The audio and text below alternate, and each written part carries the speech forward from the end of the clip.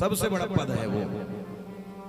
और उनकी जो पीठाधीश्वर हैं पुरी वाले महाराज जी, निश्चलानंद सरस्वती जी महाराज, मैं उनका एक वक्तव्य सुन रहा था।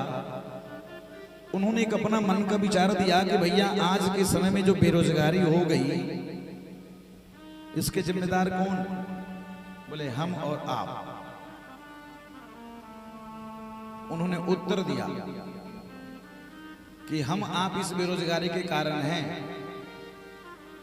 क्यों? बोले ब्राह्मणों का 6 कर्म था, दान लेना, दान देना, अध्ययन करना, अध्ययन कराना, यज्ञ करना, यज्ञ कराना। ये 6 में से एक भी नहीं हो रहा।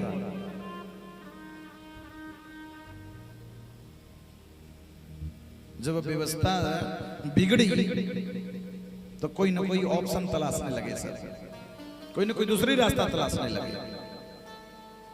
यानी जो हमारा कर्म था, हमारा कार्य था, जो हमारी व्यवस्था थी, मैं आपके व्यवस्था में प्रवेश कर गया, आप दूसरे वाले व्यवस्था में प्रवेश कर गए, वो उस वाले व्यवस्था में प्रवेश कर गए। जो ब्राह्मण है वो क्षत्रिय वाला कार्य करने लगे, क्षत्रिय हैं वो वैश्य वाला कार्य करने लगे, जो वैश्य हैं वो ब्राह्मण वाला कार्य करने लगे। तो बेरोजगारी कहां होगी? भैया अपने अपने रोजगार को तो संभालते।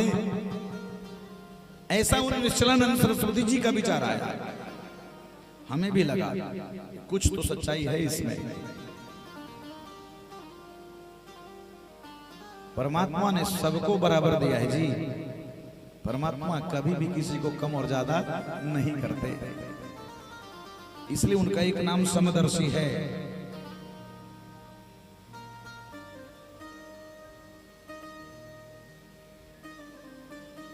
अगर 2 नेत्र आपको दिया है तो परमात्मा ने हमें भी 2 ही नेत्र दिया।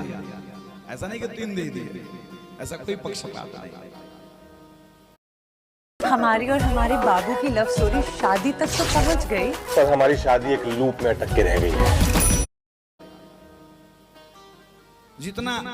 जितनी ही रुपया कीमत आपके नेत्र की है, उतना ही कीमत हमारे वाले नेत्र की है। लेकिन उससे ज्यादा की चेष्टा हम सब करने लगे तो परेशानी वहीं से प्रारंभ हुई।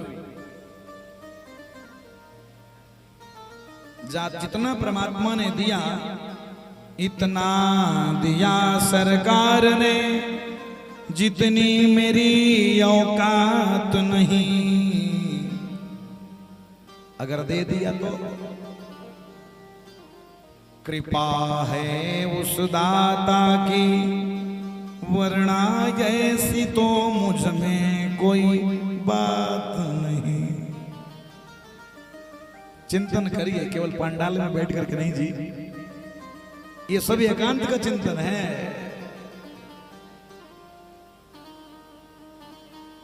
जो 1 घड़ी आधी में पुनः आध, यानी 24 मिनट 12 मिनट और 6 मिनट जितना समय मिले उसमें चिंतन करने की आवश्यकता है। अपने चित्त से उस चित्त चोर का चिंतन करने की आवश्यकता है। तो ऐसा उपाय कर दे